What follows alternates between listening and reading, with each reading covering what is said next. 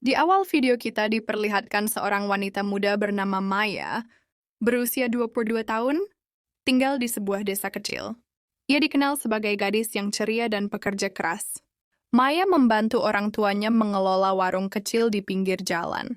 Seorang kakek berusia 65 tahun, bernama Pak Harun, tinggal sendirian di rumah besar di ujung desa. Ia dikenal sebagai orang yang bijaksana dan sering membantu warga desa. Maya sering mengantarkan makanan ke rumah Pak Harun karena kakek itu sudah tidak bisa lagi berjalan jauh. Mereka mulai akrab dan sering berbincang tentang kehidupan. Pak Harun menceritakan masa lalunya yang penuh dengan kisah, sedih, dan penyesalan. Maya merasa simpati dan mulai sering menghabiskan waktu di rumah Pak Harun. Suatu malam setelah Maya membantu membersihkan rumah Pak Harun, ia merasa lelah dan tertidur di sofa. Pak Harun yang sedang dalam keadaan emosional melakukan sesuatu yang tidak terduga.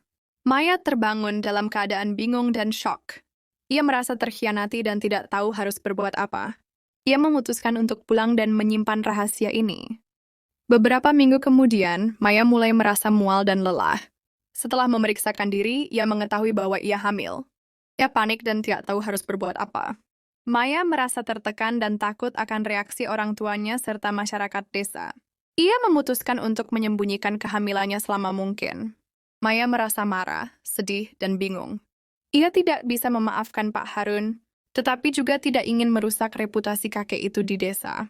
First, Pak Harun yang merasa bersalah mencoba menghubungi Maya dan meminta maaf. Namun Maya menolak untuk bertemu dengannya. Kehamilan Maya akhirnya terungkap. Orang tuanya sangat marah dan menuntut penjelasan. Maya akhirnya menceritakan apa yang terjadi.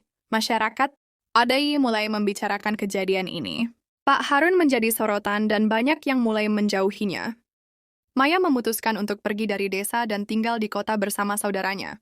Ia ingin memulai hidup baru dan melupakan masa lalunya.